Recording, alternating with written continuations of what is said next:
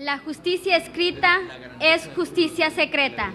Ángel Osorio, el alma de la toga. Buenos días. Nos encontramos en el cuarto día de actividades dentro de la primera Feria Jurídica del Poder Judicial. Agradecemos su asistencia a la presentación de la obra titulada Nuevo León, Historia del Poder Judicial de la Colonia a Nuestros Días, de la autoría del consejero Francisco Javier Gutiérrez Villarreal. Como primer acto, me permito presentar a las distinguidas personalidades que conforman nuestra mesa de honor. Nos distingue con su presencia el magistrado Jorge Luis Mancilla Ramírez, presidente del Tribunal Superior de Justicia y del Consejo de la Judicatura.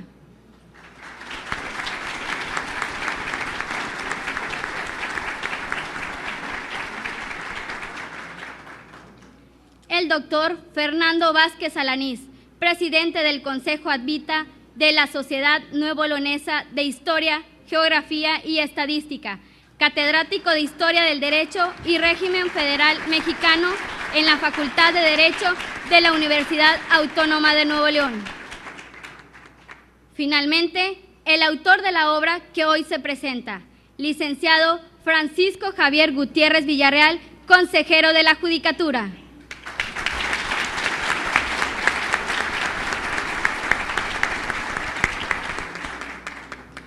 Agradecemos la asistencia de los magistrados del Tribunal Superior de Justicia, consejeros de la Judicatura, diputados del Congreso local, jueces, funcionarios del Gobierno del Estado y del Poder Judicial, presidentes y representantes de colegios de abogados, representantes de facultades y escuelas de derecho, así como presidentes de colegios de historia de los estados de Nuevo León y Coahuila. Asimismo, a la doctora Carolina Farías, directora del Fondo de la Cultura de Nuevo León. De igual forma, destacamos de manera significativa la presencia de la familia del maestro Gutiérrez Villarreal. Bienvenidos.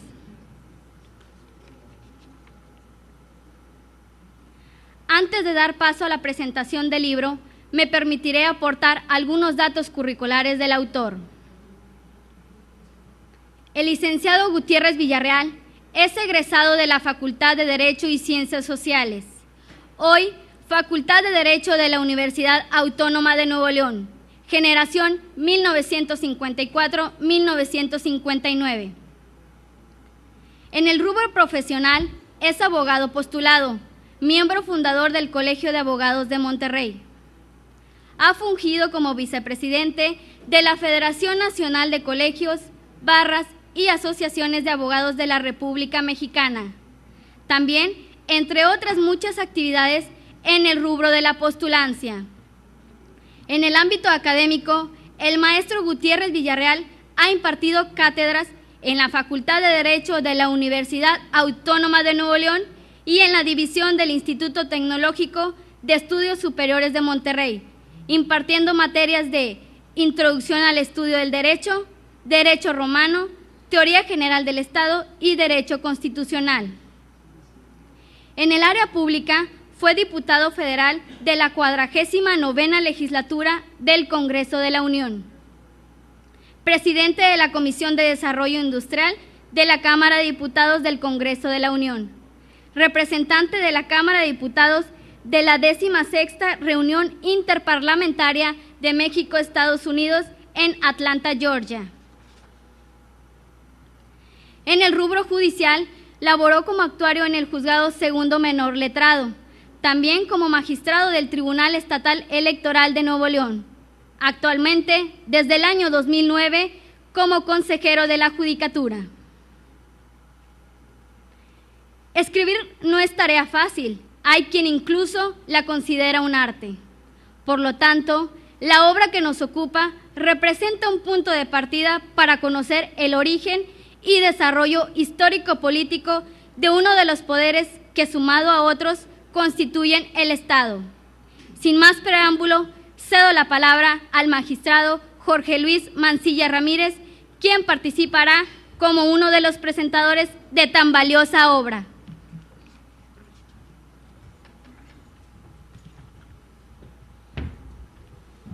Muy buenos días, tengan todos ustedes. Bueno, ya tardes, son las 12:15. Señor licenciado Francisco Javier Gutiérrez Villarreal, consejero de la Judicatura del Estado y autor del libro que hoy se presenta. Recibimos con mucho aprecio, con mucho afecto a su familia también. Bienvenidos. Muy distinguidos invitados. Me es grato estar en esta ocasión con ustedes para presentar el libro del consejero Francisco Javier Gutiérrez Villarreal, titulado Historia del Poder Judicial de Nuevo León, de la colonia a nuestros días. He sido testigo de la dedicación que el autor ha puesto en la realización de esta obra, la cual sin duda nos conduce por un camino poco explorado en la historia de nuestra institución. Y es que ya hacía falta una obra como esta, que recopilara los antecedentes de la judicatura neolonesa a lo largo del tiempo y que resaltaran los momentos más importantes en las etapas de nuestra vida institucional. Muchos de nosotros transitamos día con día en la ardua labor judicial, entregando nuestro mejor esfuerzo, pero pocas veces hemos vuelto la mirada para rendir tributo a quienes también, como nosotros, han tenido esa misma encomienda y la han saldado con dignidad y con decoro. ¿Cuántas cosas se nos vienen a la mente cuando recordamos nuestros inicios en la carrera judicial, nuestra formación, nuestros maestros o nuestros compañeros? Si estos recuerdos son una gran riqueza para nuestra vida, ¿cuánto más lo será esta recopilación que hoy nos presenta el consejero Gutiérrez Villarreal como uno de los más apreciables regalos para quienes ejercemos la labor jurisdiccional? Fue grande el esfuerzo que se puso en la realización de esta obra, pero valió la pena, pues estamos en presencia de un trabajo extraordinario que indudablemente será la base para posteriores obras del propio autor o de otros que como él quisieran aportar al Poder Judicial del Estado el rescate de sus trazos históricos. De la estructura del libro que ahora se nos presenta, podemos apreciar que el autor, en una línea cronológica y conceptual, crea el capítulo primero. Ahí se abordan puntos importantes que distinguen la judicatura de Nuevo León durante el virreinato, con el fin de trasladarnos a este periodo de nuestra historia. En este sentido, se habla de la creación del nuevo Reino de León, procesos judiciales en la administración colonial, y se nos explica el juicio de residencia, así como el Consejo de Indias, las reales audiencias del Supremo Tribunal y la Inquisición española. Todo lo anterior en torno a una vista regional de lo que era nuestra entidad política en aquel tiempo. No olvida el autor hacernos saber casos ejemplares de aquella época, como el primer juicio político-religioso en el nuevo Reino de León, la situación jurídica de Carvajal y de la Cueva, y los primeros testamentos en el nuevo Reino de León. De igual forma, se hace mención de algunas causas civiles y de algunas causas criminales, de las que se pueden advertir datos de información muy valiosos, como las primeras aproximaciones a la técnica y a las argumentaciones jurídicas. En el capítulo segundo hace una recopilación sustantiva de legislación vigente en la Nueva España, refiriendo, por ejemplo, el derecho en la sociedad, el derecho en los aztecas y leyes aplicables en la Nueva España.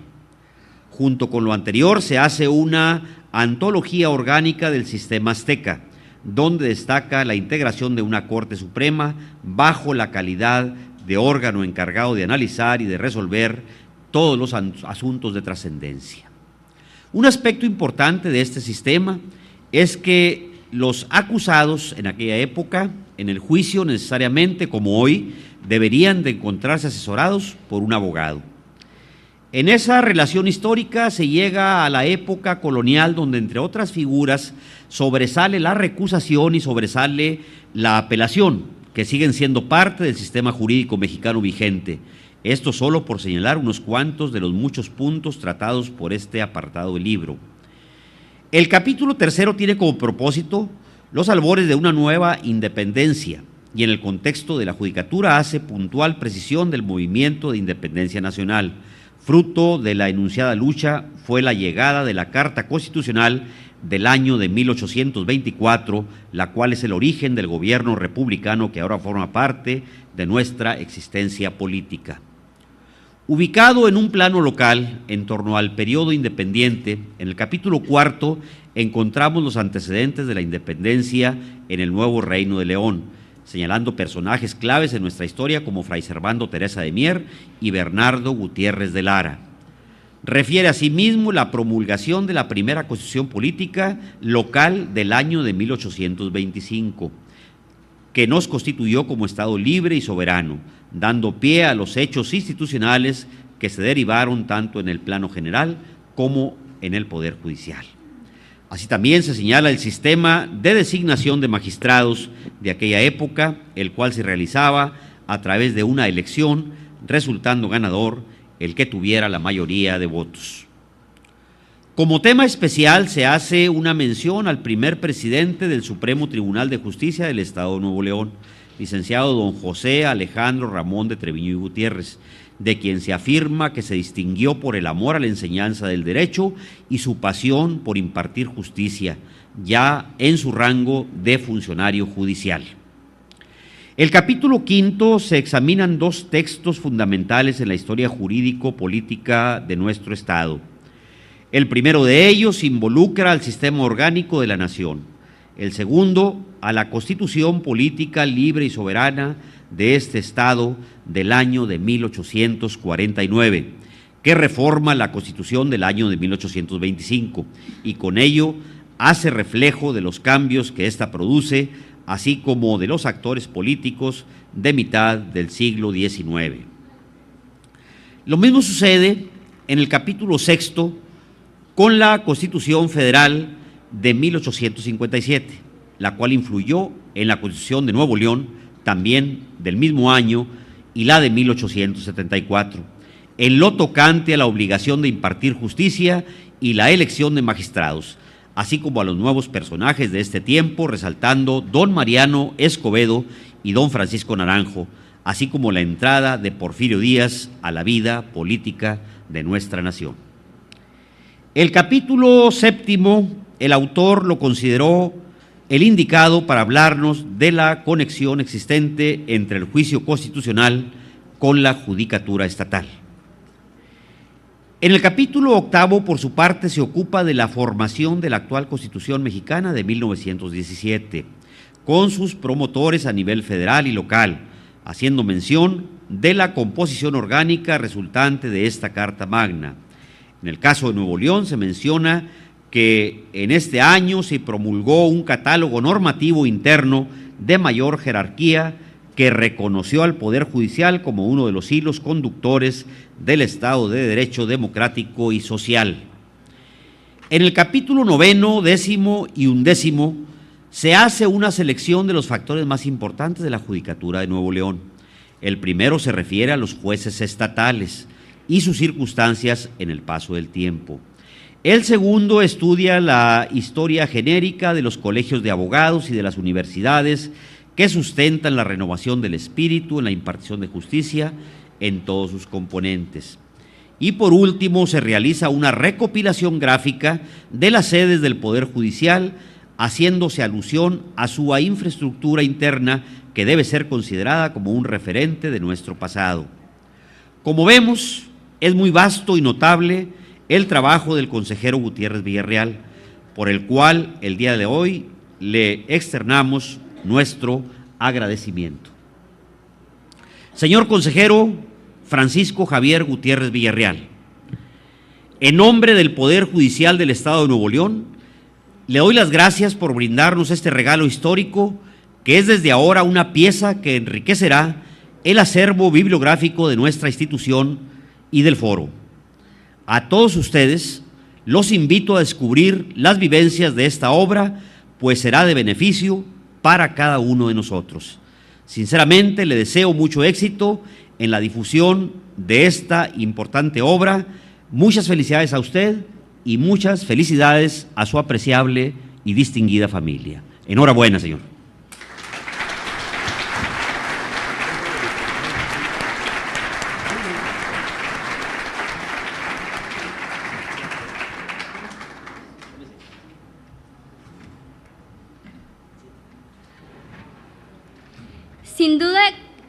el papel que juegan los investigadores es de suma valía para nuestra comprensión del pasado, presente y futuro. Ellos nos permiten traer a realidad todos los acontecimientos que han desencadenado nuestra convivencia en sociedad. Por ello, me permito presentar a un investigador de sumo reconocimiento e importancia en los ámbitos nacional y local, y quien con sus palabras revelará el carácter de excepcional de la obra que aquí se presenta. Queda con ustedes el maestro e investigador Fernando Vázquez Alanís.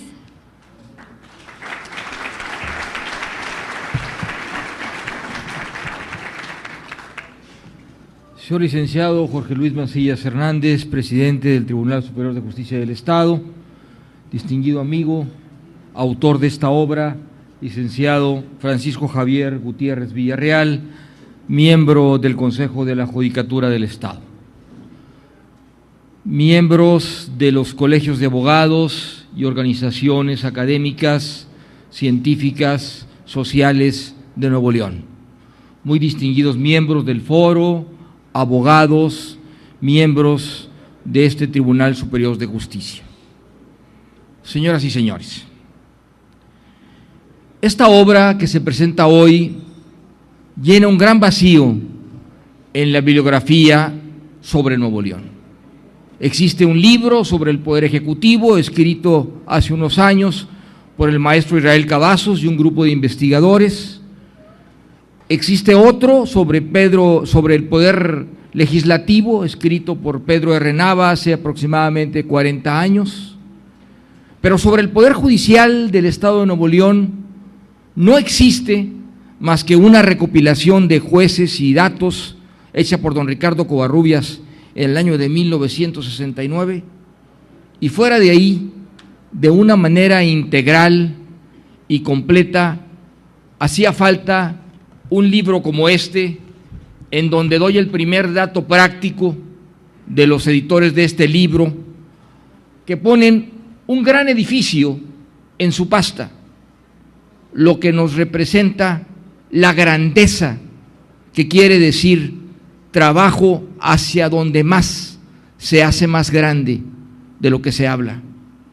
La grandeza de una institución está en sus años vividos, en sus servicios prestados y sobre todo en el fin que ésta persigue. Esta es la primera de las cualidades que encuentro en este libro. No es una historia de algo, es una investigación sobre las esencias de lo que se hace. El Poder Judicial hace justicia, interpreta la ley, busca soluciones a conflictos, trata de lograr la armonía social, y estas son las esencias de las que habla el autor del libro de una manera profunda. Cada una de ellas las justifica, las estudia y las analiza. Al entrar al fondo del libro, tendremos que regresar a este punto que lo hace inédito y único, por ser un libro de doctrina y no solo de historia. Pero es muy justo que dediquemos un par de minutos a hablar de quién lo escribió. El libro lo escribe el licenciado Francisco Javier Gutiérrez, que tiene más de 50 años de estudiar el derecho, de vivirlo y practicarlo. Ingresó a la Facultad de Derecho en el año de 1954 y a él se debe, y a su generación, el haber conseguido los terrenos de la actual Ciudad Universitaria. Él es egresado de la antigua Casona de Leyes de Diego Yabasolo, y todavía recuerdo la frase que me contaba cuando buscaban el edificio actual de Leyes y que le decía a un grupo de compañeros de su generación al presidente Ruiz Cortines: señor presidente, ya no cabemos aquí en esta casona. Y de esa frase amable y sencilla tenemos hoy la actual Ciudad Universitaria y la torre de rectoría, que hoy cumplirá 50 años en el año de 2011. Ese es Pancho Gutiérrez, como le decimos sus amigos, el hombre que fue diputado federal por 34 municipios, entre ellos Apodaca, Escobedo, Juárez y Pesquería, hoy metropolitanos, lo que lo hizo ser un diputado de municipios rurales y también de municipios metropolitanos, porque en su gestión se logró finalmente que se estudiara por primera vez el abastecimiento de agua para la zona metropolitana, y de ahí nos vendría años más tarde la presa del Cuchillo. Incansable formador de colegios profesionales, hombre dedicado a su profesión, pater familia, hombre que siempre ha sido apreciado por su bonomía, por su don de gentes, y que le ha permitido ver a la justicia de cerca. Por eso el libro que nos entrega, insisto, no es un libro solo de referencias históricas, sino de conceptos jurídicos sobre el Poder Judicial. Quiero extenderle una felicitación a nombre de las instituciones que hacemos el estudio de la historia y quienes leemos esto con un interés social, porque sabemos que será una obra de consulta fundamental para los años que vienen. Y quiero referirme a pasajes del libro que son muy poco conocidos y que pueden servir de vocación de estudio, de interés, de curiosidad, de aprender algo nuevo. Cuando se habla de justicia, siempre nos remontamos a Grecia y hablamos de la definición romana.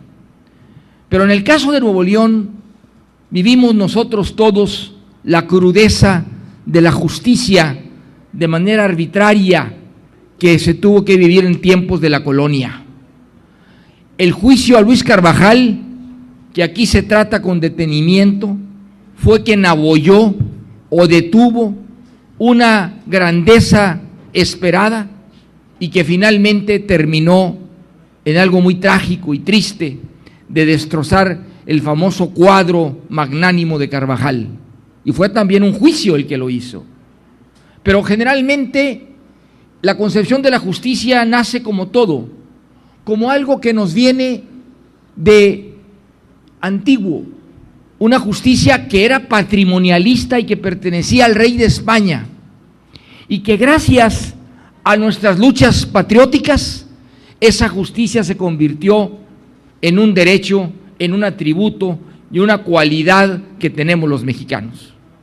Y quiero llevarlos a todos ustedes, que son quienes viven este poder y que leen a diario una frase que está a unos metros de aquí, en la entrada de atención al público en el módulo de los salas y juzgados, que viene en el libro y que fue escrita por José María Morelos en 1813.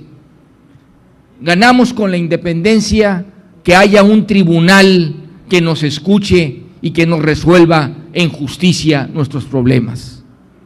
Y aquí en el libro se habla de la Constitución de Apatzingán de 1813, en donde justamente José María Morelos y Pavón, primer diputado por Nuevo León, aún siendo michoacano, el gran Morelos logró plasmar la necesidad de que el Tribunal Superior de Justicia garantizara el derecho de audiencia y siempre impartiera justicia y evitara la desigualdad. Ese principio de Morelos nos viene concomitante a otros dos pasajes fundamentales que todo estudiante de Derecho y abogado postulante debe saber. Que estos tribunales nos vienen de las luces de la Constitución de Cádiz, en la que estuvo presente Fray Servando Teresa de Mier, Noriega y Guerra, primer regiomontano universal, y este libro da cuenta de los esfuerzos que hizo Fray Servando para que aquí en Nuevo León existiera una escuela de Derecho desde el 19 de enero de 1824. También a Fray Servando se debe de que se estudiaran tanto la jurisprudencia canónica como el derecho civil desde hace más de 180 años aquí en Nuevo León. Fray Servando entonces es el abuelo de la libertad en América, pero también es el padre de la justicia mexicana, porque él estuvo luchando porque aquí existiera finalmente un estado separado de Coahuila, separado de Tamaulipas y de Texas, y que esto fuera lo que es hoy el estado de Nuevo León. De ahí que a Fray Servando tenemos que seguirlo estudiando también como promotor de la justicia en la América septentrional. Quiero referirme a la grandeza de el fundador de este tribunal, que también se dedican sendos capítulos a su obra y a sus conceptos. José Alejandro de Treviño y Gutiérrez, quien instaló el 10 de enero de 1825 este Tribunal Superior de Justicia. Este hombre, de las más altas calificaciones en las escuelas de la colonia, egresado de un bachillerato en Guanajuato y de una carrera de abogado en la Ciudad de México, abogado de la audiencia, fue gobernador de Nuevo León en épocas muy difíciles y tuvo el mérito de proponer un mecanismo para castigar a aquellos forasteros que llegaran al Estado y no encontraba forma de demostrarse por qué se justificaba su presencia aquí, orientándonos ahora, hoy día, para que esto sirva como un elemento para justificar y anhelar otros mecanismos del derecho, de la facultad de denuncia y del estudio a las nuevas tendencias que no son positivas y que deben de castigarse o que deben de analizarse con mayor detenimiento. Me refiero a la capacidad de propuesta que tenemos los ciudadanos para seguir mejorando nuestro sistema de justicia y poder encontrar otras formas que modernicen nuestro derecho para que corrijan y revisen lo que actualmente vivimos. Vale la pena recordar también que la primera Constitución del Estado, también citado en el libro, nos dice lo que realmente debe ser el Poder Judicial y lo que debe ser el Estado. Una instancia para servir a los ciudadanos, una instancia para hacerles justicia, para regresarles lo que les corresponde, para poder regresar los principios que heredamos de nuestros antecesores y que por distintas razones se olvidan, se pierden o que se actúan al contrario. Y esa concepción equivocada que tenemos de lo que son hoy ciertas cosas se podrían corregir si aplicamos exactamente los principios tal y como vienen a la letra de la ley. Así entonces puedo concluir diciendo que en Nuevo León tenemos instituciones, ejemplos y enseñanzas de las cuales nos debemos de sentir muy orgullosos. El Código Civil y Penal, escrito por la generación de Trinidad de la Garza Melo en 1870, las distintas secuencias que se tienen de leyes y decretos que nos marcan una clasificación de las instancias y de los recursos que deben de poderse aplicar y entender en cada una de las épocas, que están desde 1869 ya en la legislación de Nuevo León, nos muestran lo preciso y exacto que hubo siempre en el derecho en Nuevo León desde el siglo XIX, y que eso nos dio las bases de lo que después se siguió corrigiendo. También merece hablarse, aunque sea de paso, pero sí marcar que Santiago Roel Melo y algunos hombres de la Revolución Mexicana, juristas nuestros, dieron principio para que estuviera en la legislación positiva la representación proporcional, el control de la legalidad, y que quedan pendientes algunos capítulos en nuestras leyes sobre reglamentar los medios de impugnación todavía ante ciertas anomalías o ciertos abusos del poder de funcionarios públicos, y que no se ha legislado aún en la materia. La idea que tenemos del Poder Judicial la aprendimos en la Escuela de Derecho y la tenemos clara quienes de alguna manera hemos vivido en este estado nos viene de los principios de justicia, de respeto a la ley, de amor a la familia, a las buenas costumbres, al deseo de ser mejor, que hemos recogido de nuestros padres y abuelos, de la idiosincrasia que se tiene en Nuevo León.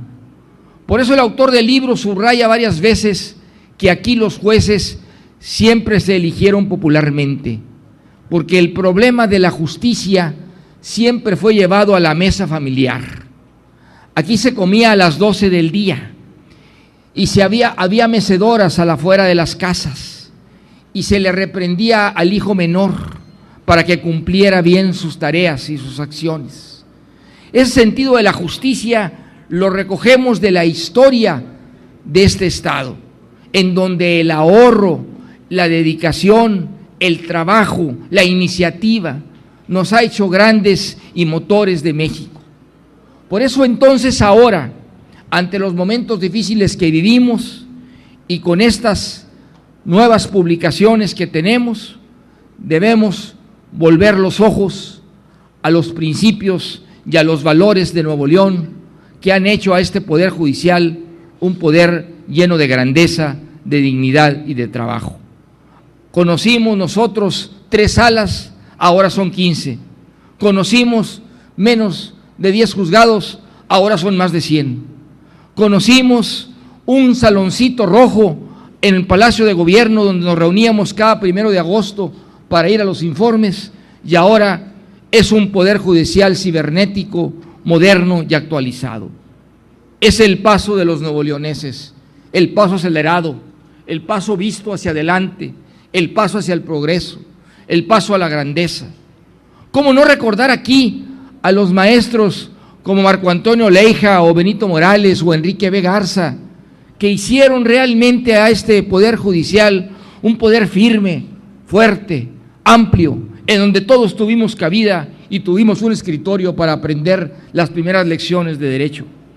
¿Cómo no recordar que este Poder Judicial nos hizo decir siempre gracias y de quitarnos la gorra cuando estamos en una audiencia o estamos en un acto público? Muchas cosas de bien hemos heredado y hemos recogido de este Poder Judicial. Yo quiero decir que hay mucho que leer este libro, mucho que aprenderle y sobre todo mucho que practicar y vivir de los principios nobles, ejemplares de la justicia en Nuevo León. Muchas gracias. Felicidades, Juan.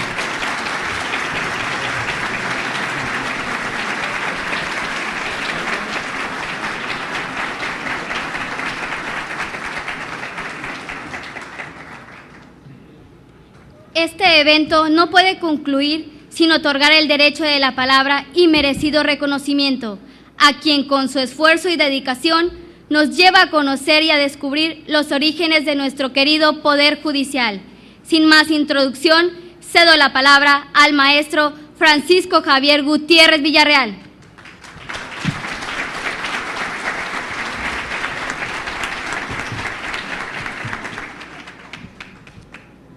Señor presidente, compañero Vázquez, señores magistrados, doctora, qué compromiso me dejaron. Realmente fue una exposición muy generosa del presidente del tribunal y también del compañero Vázquez Alanís. Me dejaron un compromiso de oratoria que no lo voy a poder cumplir porque traigo un concepto muy formal escrito y es, dicho en palabras juveniles, es otro rollo.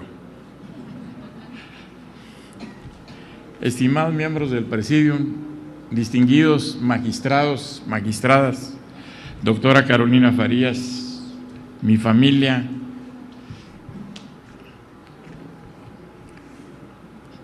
compañeros abogados. Agradezco su asistencia a este acto en donde presentamos una investigación que es un camino que nos conduce a siglos anteriores, en donde el poblador de estas tierras norestenses permitían que transcurriera la vida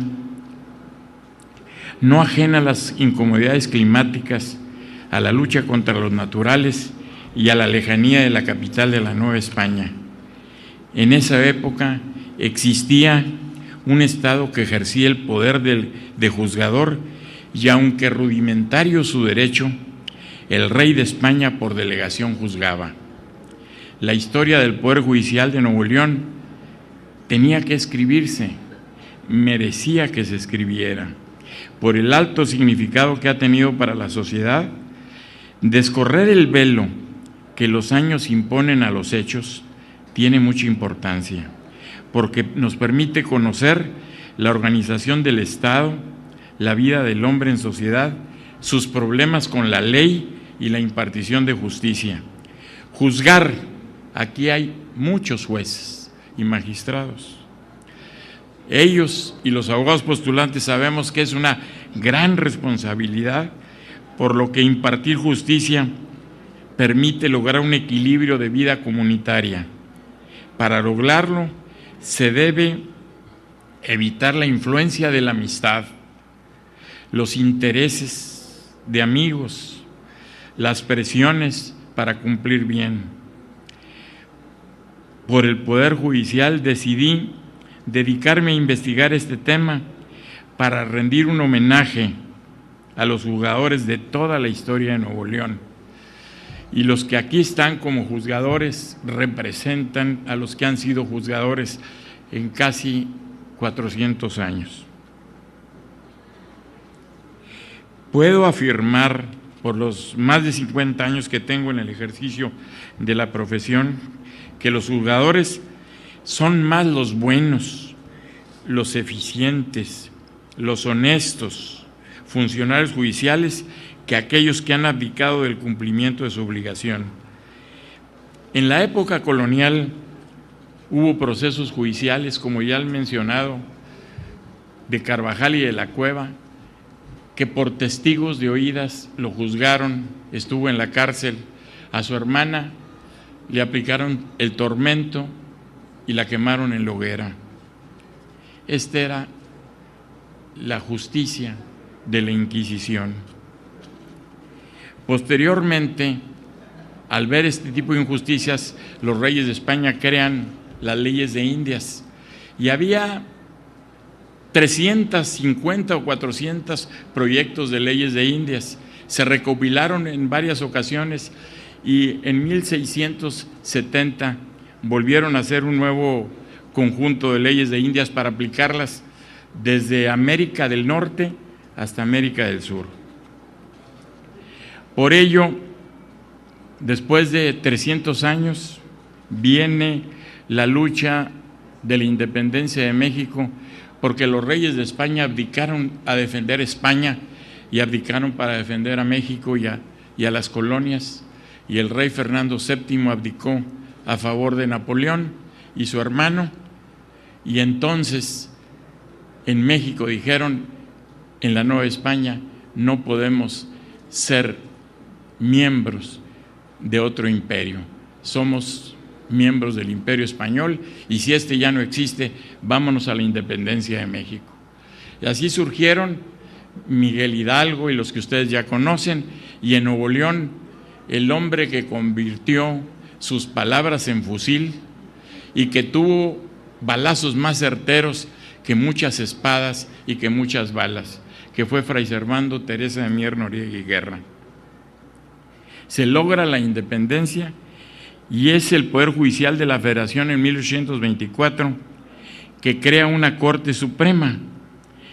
Y la Corte Suprema de México no sabía cómo funcionar, porque existían las leyes españolas, las leyes de la audiencia española, y aquí no teníamos todas las leyes, teníamos una constitución, la de 1824. Entonces, el presidente de la República se dirige al presidente de la Corte Suprema y le dice que cuáles leyes eran las que estaban en vigor, y el presidente le dice que las leyes que estaban en vigor eran las que había aprobado el Congreso y que se aplicaban todavía las leyes de España. Le dice le contesta el presidente del Poder Judicial, dice: señora, la pregunta que usted me hace, le dice al presidente de la República, no puedo hacerlo sino con generalidades, porque su pregunta también es muy general. Las atribuciones eran las que corresponden a la ley de octubre de 1812, por lo tanto seguía surtiendo efectos en México las leyes de España. Entonces, las leyes federales mexicanas y su aplicación se encontraban con un tribunal biforme. Aplicaban leyes españolas y actuaban como la Audiencia de México, que era una autoridad judicial de la corona, y tenía como objeto la Audiencia española hacer justicia analizando el caso concreto más que aplicar de manera fría y abstracta la ley. El Poder Judicial Federal, en la Constitución se establece que el Poder Judicial Federal no podía anular las resoluciones de los tribunales locales. El Poder Judicial resolvía sobre los temas inherentes y no tenía facultades para intervenir en las decisiones de los poderes judiciales locales del país.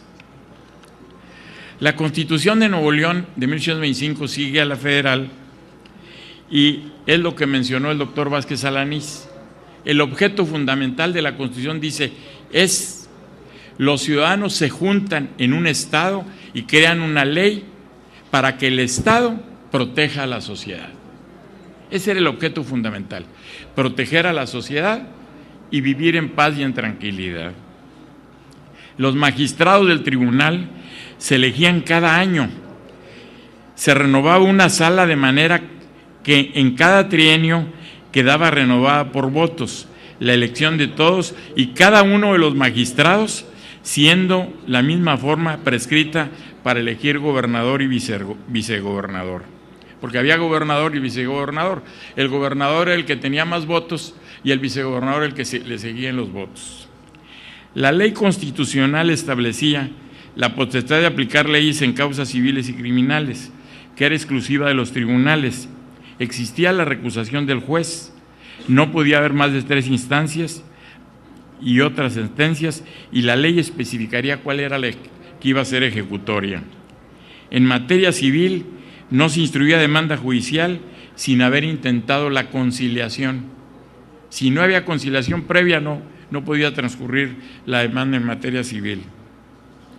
También había juicio de jurados, que es la participación del pueblo en una función del Estado delegada en la administración de la justicia penal. Este juicio era única y exclusivamente para delitos graves como asesinato y robo. El primer presidente del tribunal es el distinguido abogado don José Alejandro de Treviño y Gutiérrez, al que ya se refirieron los distinguidos maestros, y lo único que puedo agregar a lo ya dicho por ellos es que él prestó su casa para que fuera archivo del tribunal, porque el tribunal no tenía recursos para rentar una casa. Prestó su casa y ahí se archivaban los documentos del Tribunal Superior de Justicia. Esa era la calidad de funcionario de don José Alejandro de Treviño y Gutiérrez.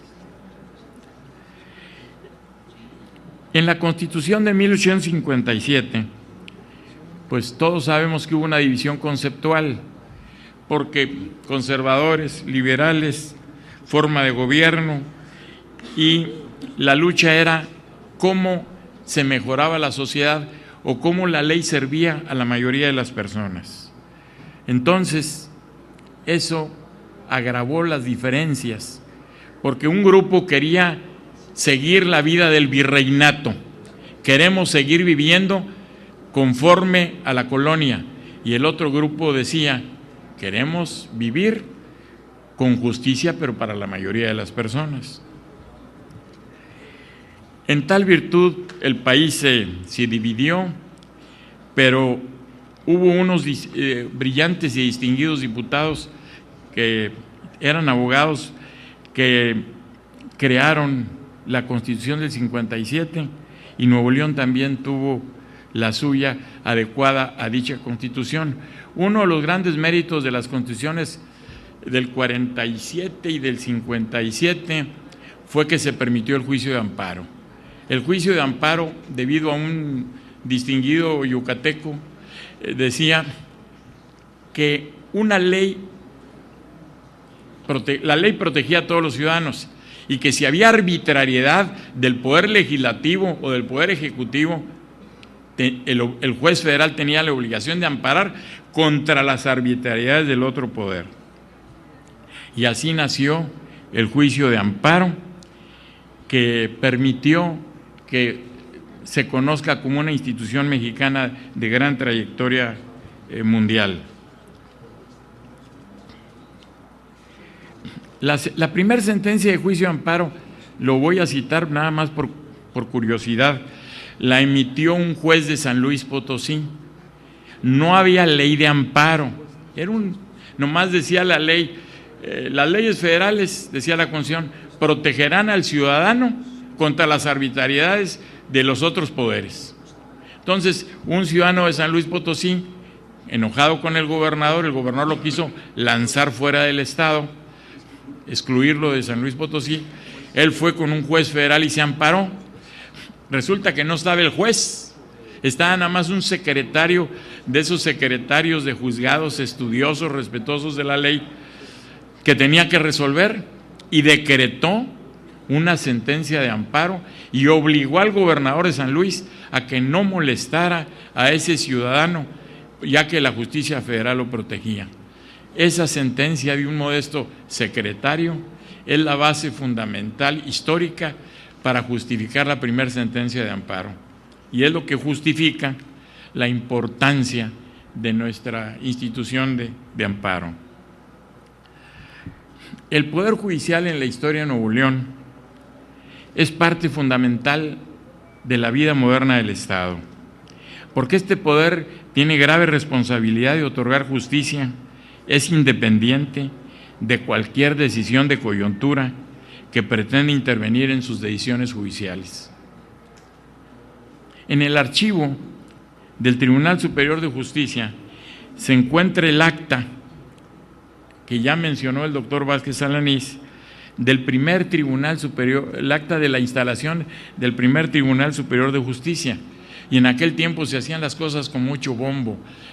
Monterrey era una ciudad sumamente pequeña, invitan a los ciudadanos, a las corporaciones eclesiásticas, vecinos republicanos, dice el acta de esta ciudad, y en presencia del gobernador y 2 ministros colegas, se dio fe que el Congreso del Estado de Nuevo León emitió nombramiento de magistrados, siendo el primer presidente don José Alejandro de Treviño y Gutiérrez, cuya vida y obra pues todos ustedes conocen. Actualmente nuestro tribunal, como decía el compañero Vázquez Alanís, yo también lo recuerdo, que era ya por los años de 1954-55 que empezamos a litigar haciendo mandados con los abogados. Ve allá y presenta un escrito, y era lo que uno hacía, ¿verdad? Entonces íbamos al Tribunal Superior de Justicia, en el Palacio de Gobierno, ahí estaba el tribunal, y veíamos a esos señorones como don Enrique de Garza, el licenciado González Santos, y entonces 3 salas muy apacibles, con una tranquilidad extraordinaria, con una seriedad de nuestros magistrados, y nosotros los veíamos su grandeza, pues éramos jóvenes de 17, 18 años, y eran 3 salas. Los juzgados, me acuerdo, el juez era en materia civil en aquella época Genaro Salinas Quiroga, maestro, Raúl Lozano Figueroa, el licenciado Medina Castillo, él era secretario, Medina Castillo, y Polo Peña Garza, maestro Polo Peña Garza, y después fue el licenciado otros abogados. Y en materia penal, pues no me acuerdo muy bien, pero eran también distinguidos abogados, Creo que ya estaba el maestro Marco Antonio Leija de juez penal, gente muy distinguida, al que también le rendimos un homenaje en este acto. Entonces, 3 salas, creo que 8 juzgados y fracciones judiciales, creo que le llamamos. Ahorita son 100 juzgados. El Consejo de la Judicatura hace unos días acordó la creación de 3 nuevos juzgados, si es que no me equivoco, señor presidente. 3 nuevos juzgados con especialidades diferentes, muy, muy concretas y con una gran responsabilidad social. Todos los secretarios, escribientes, actuarios y jueces tienen que pasar por un examen exhaustivo que realiza el Consejo de la Judicatura a través de sus órganos. Por ello, que quien llega secretario, escribiente, actuario, pues no se diga juez o magistrado, ya pasó por una serie de investigaciones técnicas y de honestidad que hace presumir que el Poder Judicial de Nuevo León honra al Estado de Nuevo León. Actualmente tenemos 15 salas y 100 juzgados. Quisiera referirme muy breve porque también yo he preguntado y no encontramos, batallamos mucho para la investigación. Tuvimos varios códigos, el Código Penal de 1880, el de Procedimientos Penales de 1881, el de 1884, se decretó un nuevo Código de Procedimientos Penales, un Código de Procedimientos Civiles de 1879, ya con Bernardo Reyes como gobernador, y un nuevo Código Civil en el año 1900. Si pudiéramos tratar de sentir lo que la población de Nuevo León sentía o vivía con esos códigos penales, con esos códigos procesales, con esos códigos civiles y de procedimientos civiles, podríamos entender cómo vivía la población de Nuevo León con tranquilidad y con la seguridad de la justicia. Yo me encontré un juicio de 1860 en la cual demandó el abuelo de mi abuelo. Demandó porque le habían invadido unas tierras y fallaron en contra de él porque no acreditó ni él ni el otro acreditó la propiedad. Antes se medían con varas y una serie de cosas, y hubo una gran dificultad sobre eso, y eran juicios orales. La oralidad que tenemos ahorita es una herencia que hemos tenido de nuestros ancestros, porque ya en 1860 algunos artículos o algunas leyes o algunos decretos ya hablaban de los juicios orales.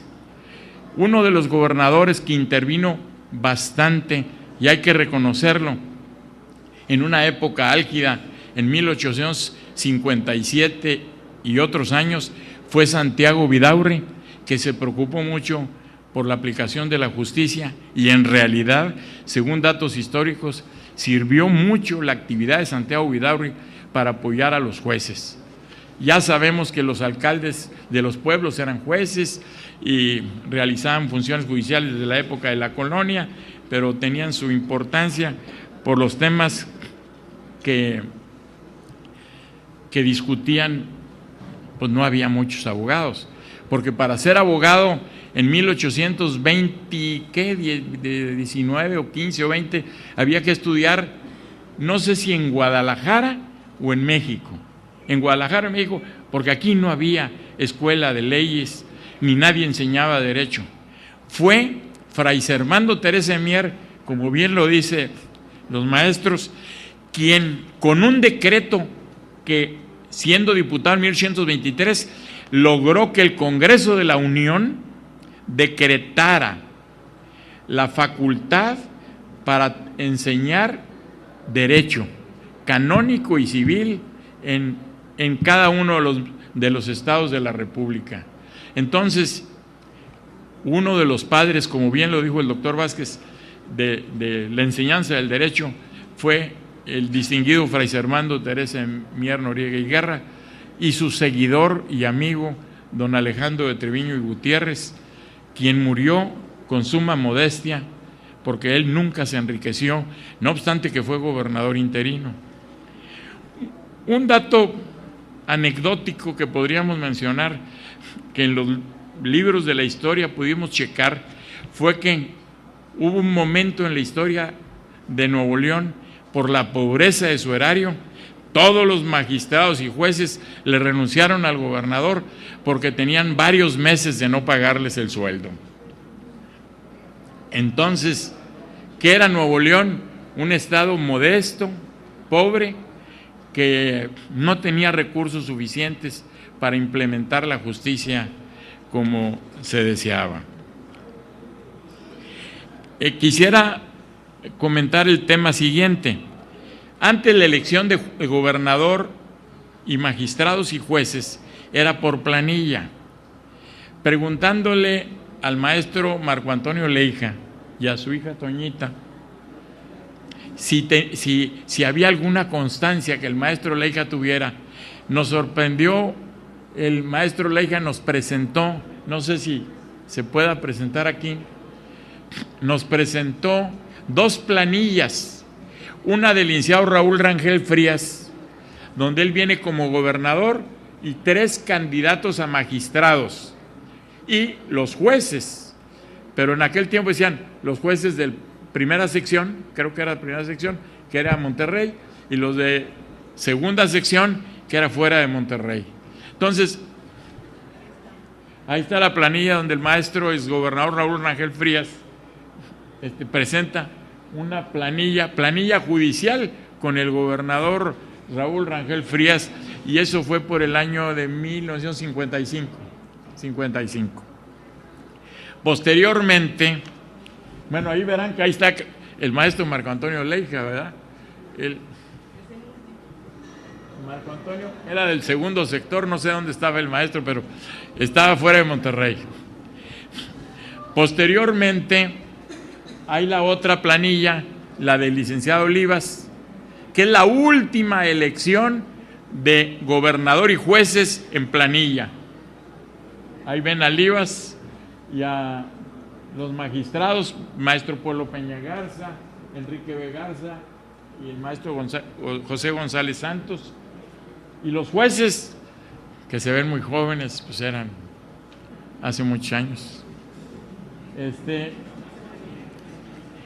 Que pues la mayoría de ellos fueron nuestros maestros. Esa es una parte importante de la historia, y muchas gracias, maestro Marco Antonio, por la oportunidad de darnos esto para reproducirlo.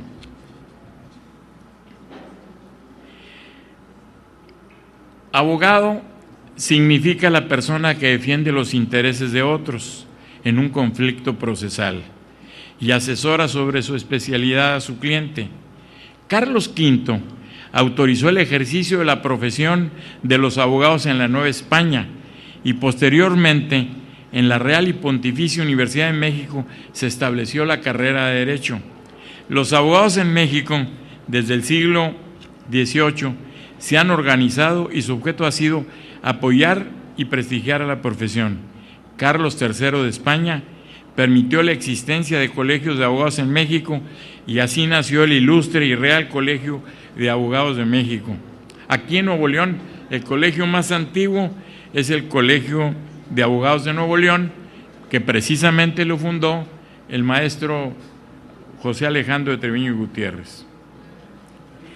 No podría faltar este comentario, agradeciéndoles a ustedes su paciencia, si no mencionáramos los edificios donde estuvo el Poder Judicial de Nuevo León. Que se construyó el primero de los presentados, que se construyó en la época de Jorge Treviño y que le dio dignidad física, porque ya la tienen los magistrados, y ese fue uno. Y este es un dibujo que le debemos al maestro Israel Cavazos. Se supone que está donde estaba el antiguo Palacio Municipal de Monterrey, se supone. Y ahí era la casa del gobernador, era la casa del cura y era la casa del juez. Era una modestia absoluta y era una pobreza absoluta el tener un local como este, pero el maestro Israel Cavazos hacen un dibujo con base en los datos históricos que él mencionó. Posteriormente del Palacio Municipal, no sé si alguno de los mayores que aquí se encuentran conocieron de pasada la penitenciaría del Estado. Esta penitenciaría del Estado se derrumbó en 1945-46. La menciono no porque fuera penitenciaría, sino porque a los lados estaban los juzgados de letras civiles y penales. Posteriormente, de esta foto, no sé si haya otra, está el Augusto Palacio de Gobierno, que en la parte del lado izquierdo, ahí me acuerdo que íbamos a presentar escritos y a acudir ante los magistrados, estaban, creo que eran 3 salas nada más, 3 salas. Estaban en el lado izquierda, en el segundo piso, y tenía un lugar pues magnífico, pero fue en la época de Pedro Zorrilla, del doctor Pedro Zorrilla, cuando se cambia el poder, el tribunal se cambia al antiguo Palacio Municipal de Monterrey, que es este, que tiene, es una foto de Bjork de 1920, ¿verdad? Por la vestimenta de las personas. Y ahí estuvo el palacio un tiempo, posteriormente se cambió a Matamoros, entre creo Zaragoza y Escobedo, estuvo un breve tiempo, y luego al edificio actual que tenemos en el Poder Judicial. Como ustedes ven, estoy sintetizando y quitando mucha letra que traía y que no es necesario mencionarla. Ustedes ven que la historia del Poder Judicial es, para nosotros los abogados, muy interesante. Tuvimos 4 leyes orgánicas del Poder Judicial con muchas reformas, y actualmente podemos mencionar que de los datos históricos que revisamos, hemos tenido hasta ahorita, con los señores magistrados presentes, 234 magistrados, desde 1825 al año 2011. Algunos de ellos fueron reelectos y otros fueron electos como supernumerarios y nunca entraron en función. En 1926, como dato histórico, el periódico oficial menciona a don Vicente Lombardo Toledano, quien fue magistrado, así lo menciona el periódico, por fallecimiento, ha de haber sido por muy breve tiempo, por fallecimiento del magistrado Ernesto Garza Pérez. En síntesis, hemos tratado de establecer que el Poder Judicial, como órgano del Estado, ha tenido un largo camino. Desde juzgar por encomienda del rey hasta la actualidad, el hacerlo por disposición de la ley. La sociedad espera que el Poder Judicial se siga renovando, que esta tarea difícil y delicada, en donde se le confía juzgar sobre el honor, la vida y los bienes de los ciudadanos, esté protegida por una sentencia respetuosa de la ley. Tenemos confianza que el Estado mexicano continúe en el perfeccionamiento de las instituciones y que el Poder Judicial siga en su independencia y libertad y siga siendo el baluarte de la justicia, de la libertad y la paz, que es lo que anhela el pueblo de Nuevo León y el pueblo de México. Muchas gracias.